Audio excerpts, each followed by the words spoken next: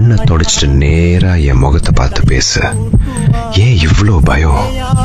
உன்னை படைத்தனா உனக்கு முன்னாடி இருக்கும்போது எதுக்காக இந்த புலம்பல்? பிள்ளையே, நீ சிந்துற கண்ணீரை நான் பார்க்காம இல்லை.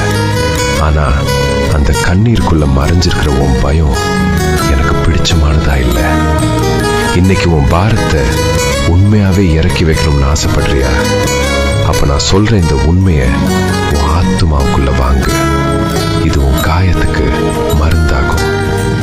நீ அழுதுகிட்டே ஜெபிக்கும் போது உன் பிரச்சனையை தான் நீ பெருசா பாக்குற.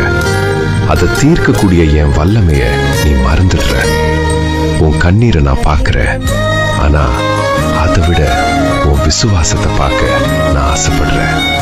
ஏன்னா உன் கண்ணீர் உன் வலிய சொல்லும், ஆனா உன் விசுவாசமா மட்டும்தான் அந்த வலிய தீர்க்கும். உலகத்துல இருக்கிற மற்ற மனுஷங்க முன்னாடி வேணும்னா நீ அழுது காரியம் சாதிக்கலாம். ஆனா நான் உன் எஜமான் இல்ல, உன்னை படைத்த தகப்பன். ஒரு பிள்ளை தான் அப்பா கிட்ட கேட்கும்போது அழுதுகிட்டே கெஞ்சாது, என் அப்பா எனக்காக செய்வாருங்கிற உரிமையோட கேட்கும். பிச்சை எடுக்காத, உரிமை கொண்டாடு. விசுவாசம் இருக்கிற இடத்துல வேதனை அழுக தானாவே மறைஞ்சிடும். அங்க நன்றி கலந்த ஆனந்த கண்ணீர் மட்டும்தான் வரும். இப்போ ஒரு முடிவெடு. இந்த நிமிஷத்துல இருந்து நான் பயப்பட மாட்டேன்.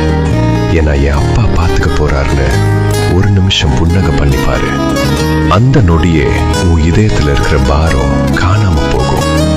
நீ எப்போ சிரிச்சிட்டு துதிக்க ஆரம்பிக்கிறியோ அப்போதான் அந்த சுமைய நான் என் தோள்ல ஏத்திப்பேன். நீ பயந்து நடுங்கிறதுக்கு நான் உன்னை படைக்கல, தலை நிமிர்ந்து சிங்கமா நடக்கிறதுக்கு தான் உன்னை உருவாக்கி இருக்கேன். இனிமே என் முன்னாடி வரும்போது ஏன் இப்படி ஆச்சுன்னு கேட்காது, நீர் பார்த்து கொள்வீர்னு சொல்லு. இந்த வீடியோவை பார்த்துட்டு இருக்கிற உனக்கு நான் ஒன்னு சொல்றேன். இப்போ இந்த நிமிஷமே அந்த பயத்தை என் பாதத்துல வை. நீங்க போதும் அப்பான்னு சொல்லு. அந்த பாரம் இறங்குறத நீயே உணர்வ. உன் வெற்றிய நான் எழுதிட்டேன். நிமிர்ந்து நட நான் இருக்கேன். உன் விசுவாசம் உன்னை